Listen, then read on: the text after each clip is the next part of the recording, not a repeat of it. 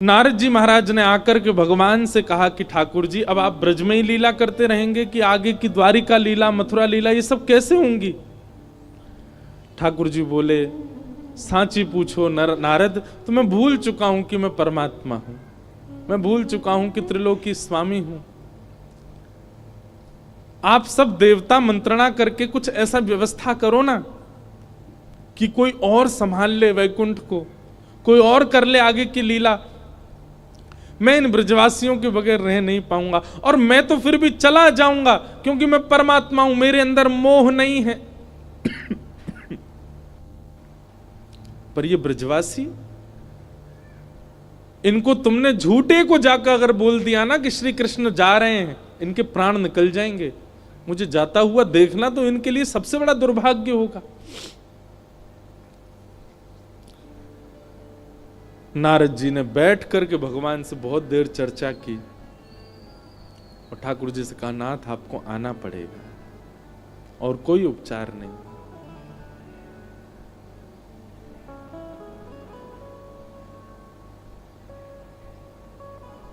अक्रूर जी महाराज वृंदावन आए और वृंदावन आकर के नंद बाबा यशोदा मैया से कही, कंस ने एक धनुर्यज्ञ किया है और उस धनुर्यज्ञ में आपके दोनों पुत्रों को आमंत्रित किया है। यशोदा मैया बोली, इतने राक्षस भेजे वाने हमारे लाला मारवे के काजे और अब निमंत्रण भेज रहे हो? बोले नहीं नहीं, आपको शायद कोई गलत सूचना मिली, वो राक्षस कंस ने नहीं भेजे हैं। कंस तो इन दोनों को सम्मानित करना चाहते हैं। हमने सुना कुछ दिन पहले बहुत जोर की बारिश हुई तो इन्होंने गिरिराज्य उठा लिए थे, सब आप सबकी रक्षा की। तब से महाराज कंस के नित्य मन में चलता है कि कृष्ण बलराम दोनों आवे और उनको मैं सम्मानित करूं। सम्मान देने वाला कभी राक्षस भेज सकता है? सबके मन में तो विश्वास हो ही नहीं रहा था कंस की बातों पर ठाकुर जी ने मन बनाया कि अगर मैं नहीं बोला तो ये सब तो भेजेंगे ही नहीं। ठाकुर जी अपना रूप बदल के, रंग बदल के और थोड़ा भाव बदल करके सब ब्रजवासियों के बीच में आके बोले, ठीक है भैया, तुम सबरे ब्रजवासी बड़े मतलबी हो। जब राक्षस आ जाए, जब कालिया नाग आ जाए, जब इंद्र वर्षा कर दे तो कन्हैया कन्हैया कहते सबरे डोरेंगे। लेकिन आज एक राजा हमको सम्मान देना चाह रहे हो तो तुम सब चाहो नहीं हो कि हमें सम्मान मिले? इस बात को सुन के सब ब्रजवासी मौन हो गए। ठाकुर जी ने पत्थर रख के ये बात कही।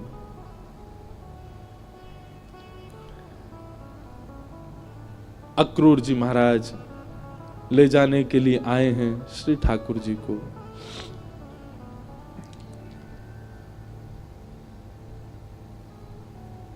गोपियां, गोप ग्वाल, ब्रज के सब ब्रजवासी मन ही मन विचार कर रहे हैं और विधाता से प्रार्थना कर रहे हैं कि अहो विधातस्तवन क्वचित् दया संयोज मैत्र्या प्रणयेन देहिना। अरे विधाता, तेरे अंदर दया नाम की चीज नहीं है क्या? कहां श्री कृष्ण को हमारा प्रेमी बना दिया, कहां हम सबके चित्त में उनके प्रति इतना प्रगाढ़ प्रेम प्रकट करा दिया। और जब हम सबके चित्त में प्रेम आ गया, आज मिलने का समय आया, अब उनके संग रहने का समय आया, उनके संग अब लीला करने का समय आया, तो तू उनको हमसे दूर कर रहा है। सब ब्रजवासी मौन हो गए, बोल कुछ नहीं रहे, क्योंकि ठाकुर जी ने ऐसी बात कह दी है कि कुछ कहें तो कहीं ठाकुर जी यूं नहीं समझ लें कि ये सब हमारे शुभ चिंतक नहीं है।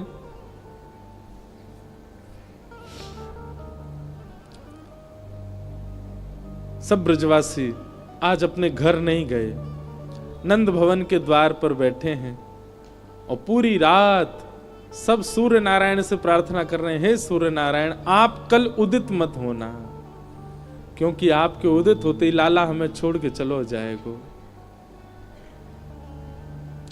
रात में यशोदा मैया श्री ठाकुर जी को अंग से लगा करके सो रही है, लिपट के सोते हैं मैया से।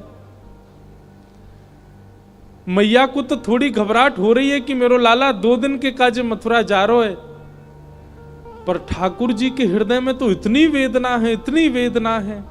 बार बार मैया के वक्ष में अपना मुख रख देते हैं और बार बार मैया के तन की सुगंधी को ठाकुर जी भीतर लेते हैं, रोने लग जाते हैं, नेत्रों से अत्यंत आंसू गिरते हैं कि अब ये सुगंधी मुझे कभी नहीं आएगी।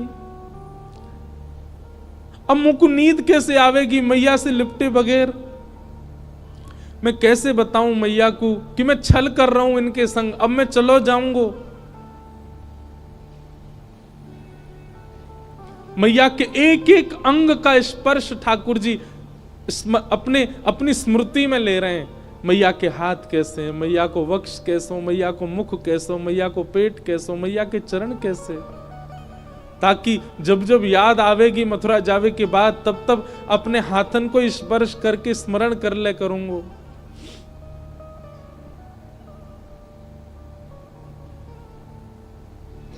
मैं एक बात अभी कह रहा था पिछली कथा में, गोपियों का विरह सबने सुना, ब्रजवासियों का विरह सबने सुना, वृंदावन का विरह सबने सुना, हमारी किशोरी जी का विरह भी सबने सुना, पर श्री कृष्ण का विरह किसी ने नहीं सुना।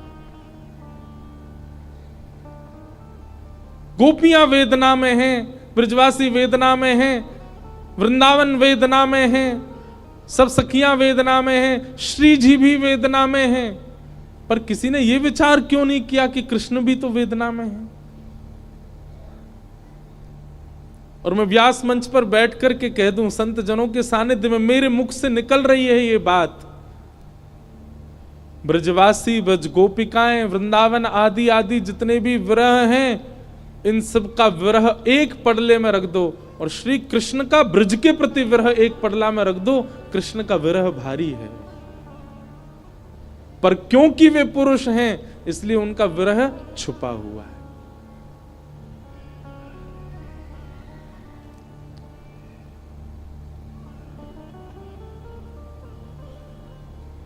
ठाकुर जी कैसे संभाल रहे हैं बंधुओं, देखो, पीड़ा चित्त में होना और वही पीड़ा मुख पे आ जाना ये एक सामान्य विरह है, पर पीड़ा चित्त में होना और मुख पे ना आने देना ये एक विशेष विरह है जो श्री कृष्ण का है।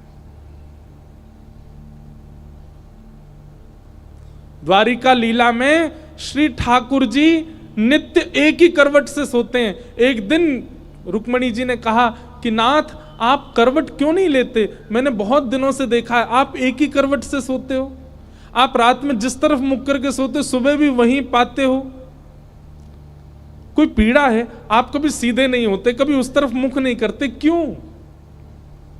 ठाकुर जी कहते हैं, रुक्मणी उस तरफ वृंदावन है, द्वारिका से 1500 किलोमीटर दूर है वृंदावन आज की डेट में, और जिस द्वारिका में ठाकुर जी रहते थे वो तो समुद्र में थी, और 2000 किलोमीटर मान लो। ठाकुर जी उस दिशा में चलते नहीं है, उस दिशा की ओर खड़े नहीं होते ज्यादा देर तक जिस दिशा में वृंदावन है। कितना विरह, कितनी याद आती है ठाकुर जी को वृंदावन की। द्वारिका में उन सब दिशाओं में पर्दे पड़े हैं जिन दिशा में वृंदावन है। ठाकुर जी नहीं जाते, सह लेते हैं। आज सुबह सुबह ठाकुर जी यशोदा मैया ते ही पहले उठ गए और उठ के स्वयं ही स्नान कर लिया। क्यों? क्योंकि अब मैया के ज्यादा स्नेह को मैं आस्वादन करूंगा तो मैं जा नहीं पाऊंगा। मैया उठी, आज आश्चर्यचकित है गई, बोले लाला तू नहा लियो? ठाकुर जी बोले हाँ मैया। तेने अपने आप श्रृंगार कियो? अपनो श्रृंगार नहीं किया ठाकुर जी ने, केवल एक तिलक धारण किया है, एक माला पहनी है बस, और आज ज्यादा विशिष्ट श्रृंगार में नहीं है। बोले मैया मैं जल्दी जल्दी मथुरा जाऊंगा तो फिर जल्दी जल्दी आऊंगा ना, या हमारे मोह लगी, तू तो सो रही है तो सोंदा हूं, मैं जल्दी नहा लियो मैया।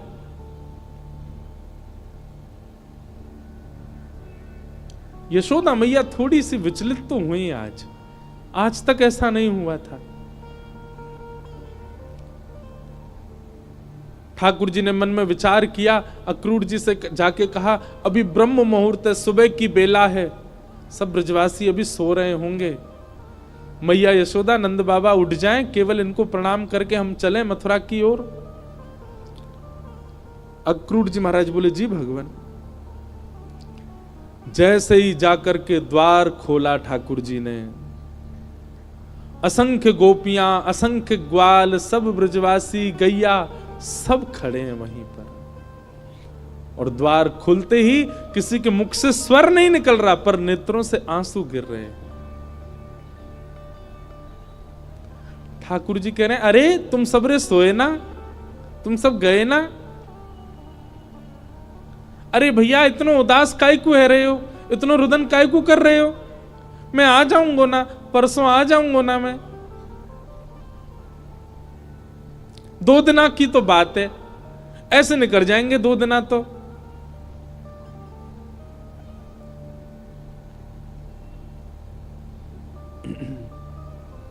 देखे बिन कान्हा जब मन नाही माना,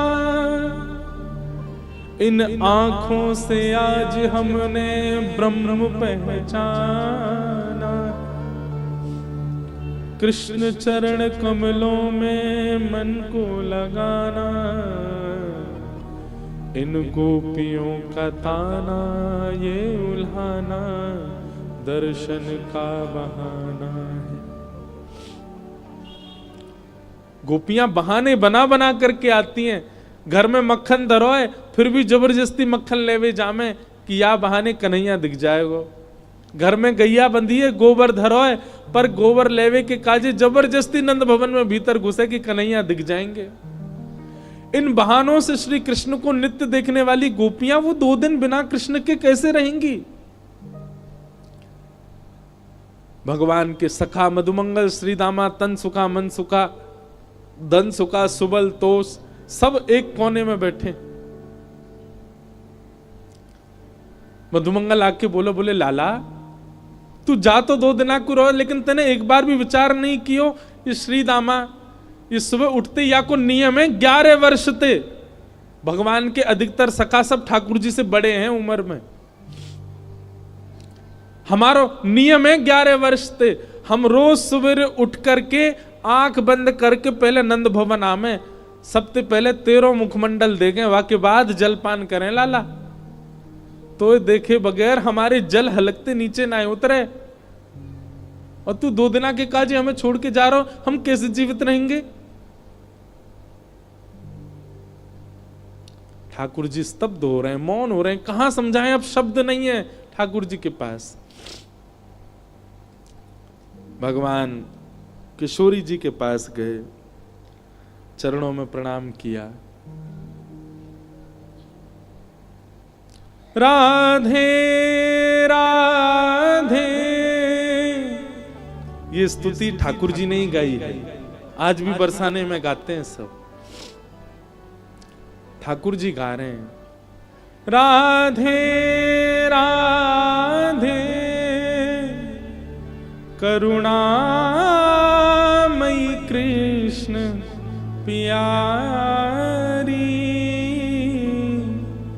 मेरी सुधली जो श्री वृषभानु दुलारी, मेरी सुधली जो श्री वृषभानु दुलारी। हे श्यामा जी, आप तो सब जाने, इस विश्व के कल्याण के लिए, उद्धार के लिए मेरो ब्रज से जानो कितनो जरूरी है। आप तो सब जाने श्यामा जी, मुझको आज्ञा दो। हे मनोहारिणी रासेश्वरी रस रूपा, हे रासेश्वरी रस रूपा, ब्रज विलासिनी ब्रज भामिनी ब्रज की भूपा, ओ ब्रज विलासिनी ब्रज बासन ब्रज की भूपा, ललितादिक सहचरी सर्वज्ञ स्वरूपा, ललितादिक सहचरी सर्वज्ञ स्वरूपा, मेरी सुधली जो श्री वृषभानु दुलारी, ओ मेरी सुधली जो श्री वृषभानु दुलारी। हे श्यामाजू, बस आगे की यात्रा में आप मुंह पे दृष्टि रखी हो। ठाकुर जी बिना नेत्र मिलाए चर्चा कर रहे हैं। किशोरी जी कह रही हैं, श्याम सुंदर या को उत्तर मुंह कहां देना चाहिए, आप ही बता के जाओ। ठाकुर जी बोले क्यों? बोले प्रेमी यदि जा रहे हो है तो दूसरों प्रेमी वाकु रोके नहीं, तो फिर प्रेम काय बात को? प्रेमी जा रहा है तो प्रेमी तो वाकु रोकेगो। लेकिन आप शुभ कार्य के लिए जा रहे हो, मानव कल्याण के लिए जा रहे हो, और शुभ कार्य में यदि कोई जा रहा हो तो उसको टोकना नहीं चाहिए। आप जा रहे हैं विश्व के कल्याण के लिए, मैं आपको रोकूं कैसे, मैं टोकूं कैसे? और मेरो प्रेमी जा रहा है और मैं रोकूं नहीं तो प्रेम कैसा? मुझे कहा करना चाहिए श्याम सुंदर, आप बता के जाओ। आपको आज्ञा दे दूं तो फिर मैं प्रेमी कैसी, जो अपने प्रेमी को दूर जावे की आज्ञा दे रही हूं? मैं टोक दूं, रोक दूं तो शुभ कार्य में टोक लग जाएगी। और मैं कछु ना कहूं तो प्रेमी जा रहा और मैं कछु ना कहूं तो फिर प्रेम कैसा? मैं कहां कहूं, मुझे कहां उत्तर देना चाहिए? हे श्याम सुंदर बता के जाओ। ठाकुर जी कुछ नहीं बोले, बस चरणों की ओर देखते रहे किशोरी जी की, और रथ में विराजमान हो गए। निर्वाक हैं, निरुत्तर हैं, निरशब्द हैं। रथ जैसे ही आगे बढ़न लगो, सब ब्रजवासियों के नेत्र सजल हो गए। नेक दूर गयो। यहां अक्रूर जी ने इतनी देर में यशोदा मैया को सब सच बता दिया था। मैया, जे तुम्हारो लाला ना है, जे देवकी को लाला है। कंस से रक्षा के लिए 11 वर्ष पूर्व वसुदेव जी इस बालक को लेकर के आपके पास आ गए थे, और आपकी बालिका ले जाकर के कंस को दी थी, जो कि अष्टभुजी देवी बन गई थी। अब जे लाला अपनी जन्मदात्री मैया के पास जा रहा हो, मैया है सके कि अब लौट के नहीं आवे।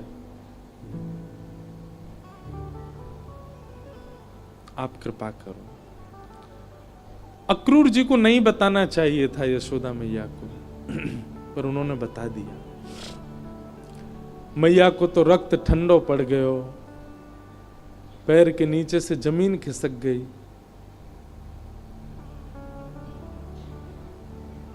ठाकुर जी रथ में बैठ करके जैसे ही जाने लगे, थोड़ी देर बाद जब रथ के चाबुक की आवाज आई, रथ के पहियान की आवाज आई, तब मैया को होश आयो और निकल के भागी अपने भवन से। कान्हा रुक जा, अरे लाला रुक जा, कन्हैया नेक डट जा। मैया की आवाज सुनकर के श्री ठाकुर जी चलते रथ से कूद पड़े, दौड़ करके आए, मैया के अंग से लिपट गए। मैया तू काय को रो रही है? मैं आ रहा हूं ना, परसों आ जाऊंगा। मैया तू रोवे मत, ऐसे करेगी तो मैं किस जाऊंगा? लाला, मैया सर्वांगीण अंग का स्पर्श करती जा रही है ठाकुर जी के, और कह रही है लाला मोए ज्यों पता ही तू गोपीन ते झूठ बोले, तू गालन ते झूठ बोले, सबन ते झूठ बोल ले, लेकिन आज तू मोते झूठ बोल रहा है। मुझको सब पता चल गई लाला, तू मेरो लाला ना है, तू तो देवकी को लाला है। कंस से रक्षा के काजे अक्रूर जी महाराज तो मेरे पास छोड़ गए, वसुदेव जी महाराज तो मेरे पास छोड़ गए।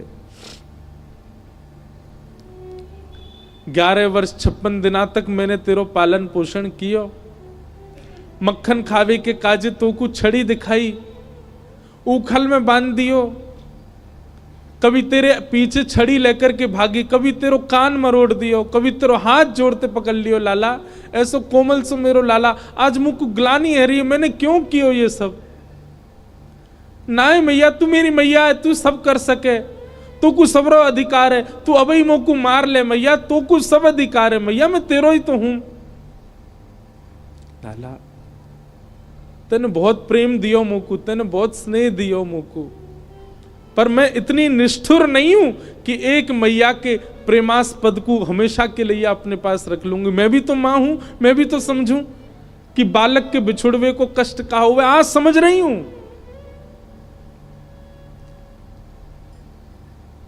मैंने तो फिर भी तेरो संपूर्ण बालपन देखो, पर जाने तो जन्म दियो वह देवकी मैया ने तो पूरा जीवन कारागृह में निकाल दियो। और आज भी अगर मैं तो को रोक लूंगी लाला, तो मैं देवकी के संग बहुत बड़ा अत्याचार करूंगी। वैसे तो में मेरे प्राण बसे, है सके कि तू यहां तक गयो और शायद है सके कि मैं जीवित हूं ना बचूं लाला, लेकिन अब समय देवकी को प्रसन्न करवे को है। तू जा, मुझको एक वचन देके जा लाला, तू देवकी को नहीं बताइयो मैंने तेरो हाथ पकड़ो, कान मरोड़े, तो को उखलते बांधो, और दूसरो वचन देके जा लाला। कहा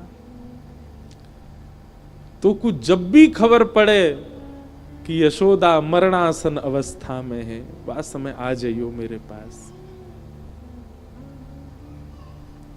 तो को निहार लूंगी, तो को देख लूंगी लाला, तो चैन ते प्राण चले जाएंगे मेरे।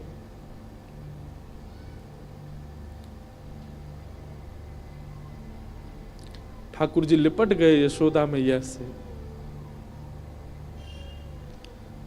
सब खड़े रो रहे हैं, अक्रूर जी तक रुदन कर रहे हैं जो ठाकुर जी को लेने आए। ठाकुर जी बोले मैया तू ब्रजवासी ने मत बताइयो ये बात, ये सब प्राण त्याग देंगे अपने, इन्हें तू यहीं रहने दियो कि मैं परसों आ जाऊंगा। और मैया तू अपना ध्यान रखियो, मैं आ जाऊंगा जल्दी। चरणों में प्रणाम करके जैसे श्री कृष्ण मुड़े हैं रथ की ओर, यशोदा जी मूर्छित हो गए। ठाकुर जी ने गोद में भर लिया, सब ब्रजवासियों से कहा मैया को संभालो। सब ब्रजवासी संभालने लगे। बार बार ठाकुर जी मन में विचार करें मैं नहीं जाऊं, पर ब्रह्मांड दिखाई देवे, त्रिलोकी दिखाई देवे, द्वारिका दिखाई देवे, जीव उद्धार दिखाई देवे, हम मानवन को कल्याण दिखाई देवे, गीता को उपदेश दिखाई देवे, महाभारत को युद्ध दिखाई देवे, अर्जुन पे कृपा दिखाई देवे। इन सब के आगे ब्रज का प्रेम तोलने का विषय नहीं है, पर अगर ये प्रेम को त्याग नहीं कियो तो वो सब नहीं है पाएगा। कलयुग में सब लोग प्रेम जानने वाले समझने वाले नहीं हैं, सब स्वार्थ से मेरी भक्ति करेंगे। ऐसे स्वार्थियों के लिए भी मुझे कुछ ज्ञान तो देना पड़ेगा।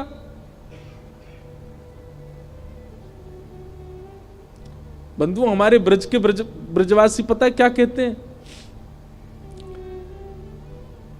कन्हैया की हिम्मत नहीं कि ब्रज छोड़ के चले जाएं, तो मानव कल्याण जीव उद्धार की बात जब ब्रजवासियों को पता चली कि कन्हैया के जावेते जीव उद्धार होएगो, तो ब्रजवासी ने अपने अश्रु जल को संकल्प करके पूरे विश्व के कल्याण के लिए श्री कृष्ण रूपी हृदय को दान कर दियो। जैसे दान किया जाए अपनी बहुमूल्य वस्तु को, ऐसी ब्रजवासी ने अपने अश्रु जल को हाथ में लेकर के पूरे विश्व के कल्याण के लिए कि जाओ पूरा विश्व अपना कल्याण कर लो, इनकी वाणी सुन के, इनकी लीला सुन के, इनके वचन सुन करके सब लोग तृप्त है जाओ, वैकुंठ और स्वर्ग के गामी बन जाओ। वैसे तो हमारे प्राण बसे इनमें, पर इनके जावे से यदि सबको कल्याण है जाए तो हम सब इनको भेज नहीं रहे हैं, इनको दान कर रहे हैं आप सबन के उद्धार के लिए। ब्रजवासियों ने दान किया है श्री कृष्ण का विश्व को, नहीं तो कृष्ण हिल नहीं सकते वृंदावन से बिना ब्रजवासियों की इच्छा से।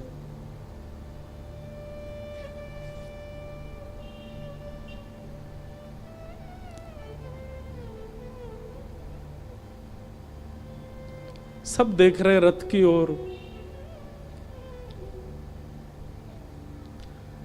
मधुमंगल श्रीदामा चर्चा कर रहे हैं, बोले सुन देखियो लाला अभी आवेगो वापस, वो हमारे बिना रह ही ना पावेगो। इतनो स्नेह इतनो प्रेम जो वाकू दे दियो, जा ही ना पावेगो।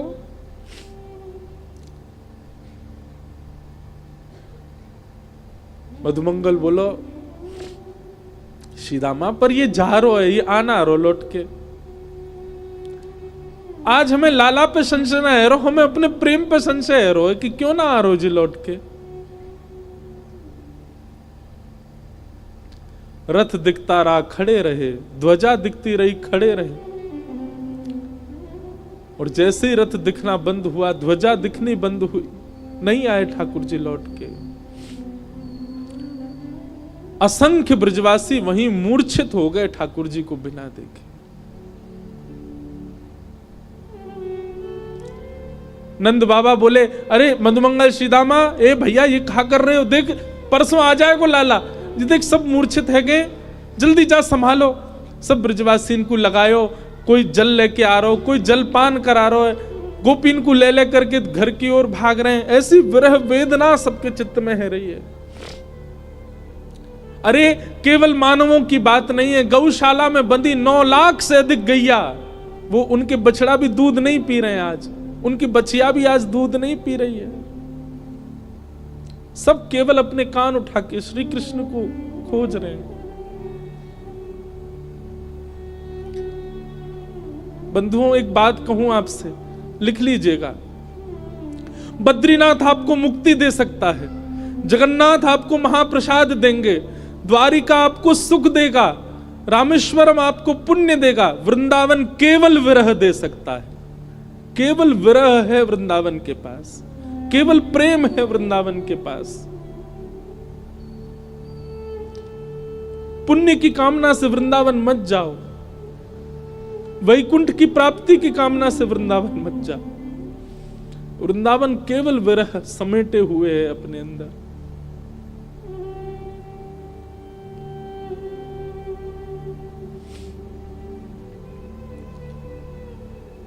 हमारे ब्रज में कहते हैं, वृंदावनम परित्यज्य पाद मेकम न गच्छति। श्री ठाकुर जी वृंदावन छोड़ के एक पग भी बाहर नहीं रखते।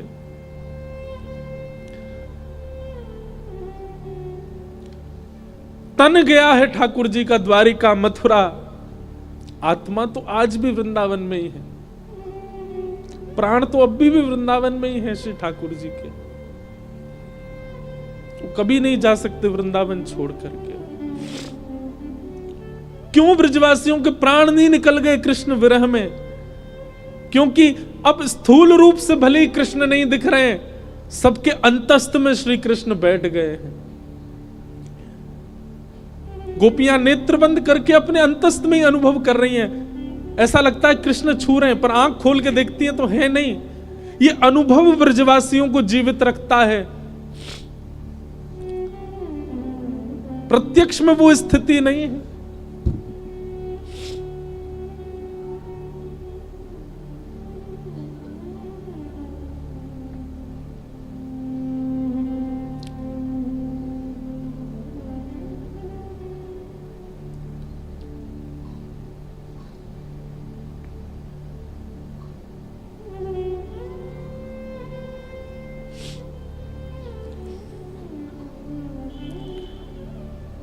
ठाकुर जी मथुरा पहुंचे। मथुरा आकर के श्री ठाकुर जी ने कुबला पीड़ हाथी का वध किया। अब ठाकुर जी की लीला में आपको ऐश्वर्य ज्यादा दिखेगा, क्योंकि प्रेमी श्री कृष्ण तो वृंदावन ही रह गए। ऐसा भी कहूं कि ठाकुर जी का स्वभाव वृंदावन में रह गया, अब प्रभाव आगे आ रहा है। वो चंचलता, वो मधुरता, वो प्रियता, अब सब ठाकुर जी ने उसको गौड़ कर लिया। अब ठाकुर जी परब्रह्म की भांति लीला कर रहे हैं, मानो अपने परब्रह्मत्व पर ही ठाकुर जी को क्रोध आ रहा है कि मैं क्यों हूं जिसके कारण मुझे ब्रज छोड़ना पड़ा। कुबल्या पीड़ हाथी का वध कर दिया, जितने मल्ल थे कंस के रणभूमि में सबको मार दिया ठाकुर जी ने। और 50 सिड्डी ऊपर बैठे हुए कंस को देखा, एक छलांग मार करके ठाकुर जी उसके पास पहुंच गए, दोनों भुजाओं में कंस को उठा करके पृथ्वी पर पटक दिया, गिरते ही कंस के प्राण निकल गए। भगवान तुरंत कारागृह की ओर दौड़े। बंधु एक बात कहूं, ठाकुर जी का एक खेल है, विरह और संयोग, संयोग और वियोग। जिस किसी को भी संयोग का अनुभव हो रहा है, तैयार रहना, वियोग आएगा जीवन में, क्योंकि ये खेल है श्री कृष्ण का। वो ऐसे ही करते हैं, जिसको संयोग देते हैं उसको वियोग देते ही हैं। और जो कोई भी रुदन कर रहा है, जिसके भी चित्त में वियोग, जिसके भी जीवन में वियोग है, परेशान मत होना, एक दिन संयोग होगा। 11 वर्ष 56 दिन पहले छोटी से एक दिना के ठाकुर जी मैया को छोड़ के चले गए, उनको वियोग दे दिया। कहां तो इतना बड़ा संयोग दिया कि उनके गर्भ से प्रकट हुए, और गर्भ से प्रकट होते इतना बड़ा वियोग दे दिया कि मैया रोती विलखती छोड़ गए।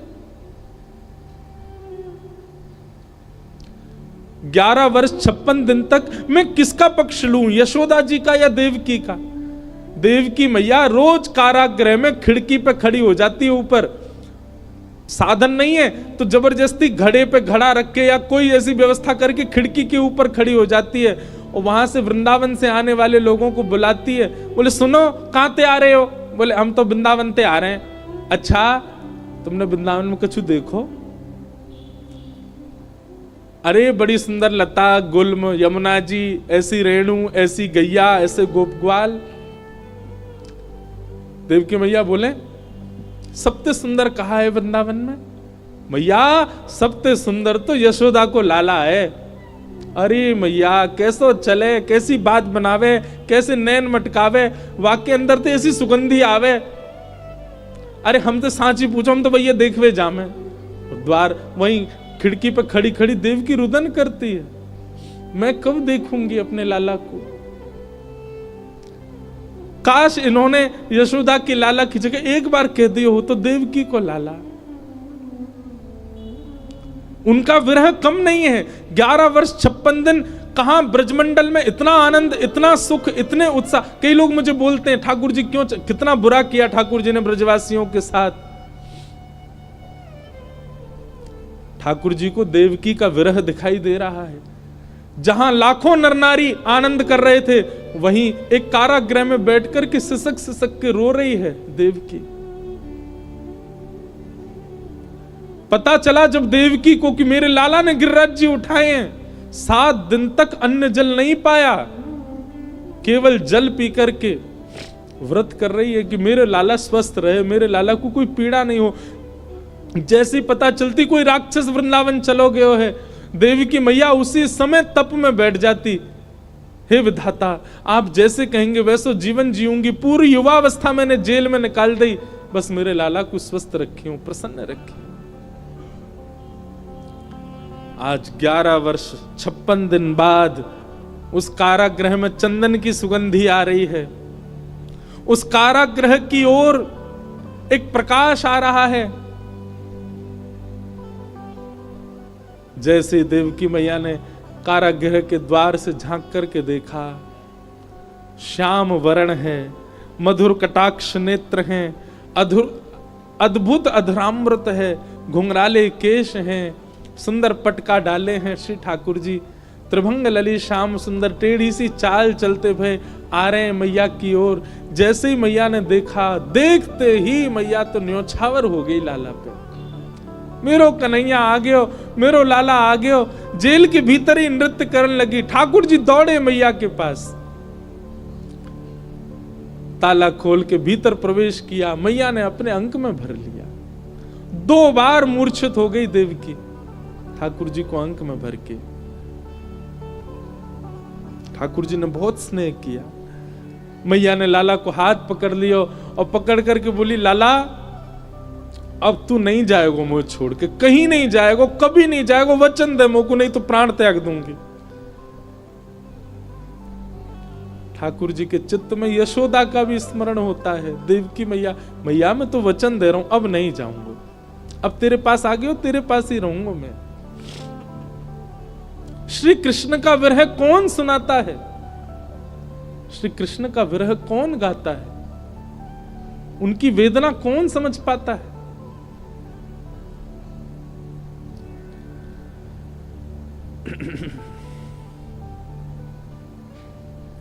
ठाकुर जी ने अपने नाना उग्रसेन को मथुरा का राजा बनाया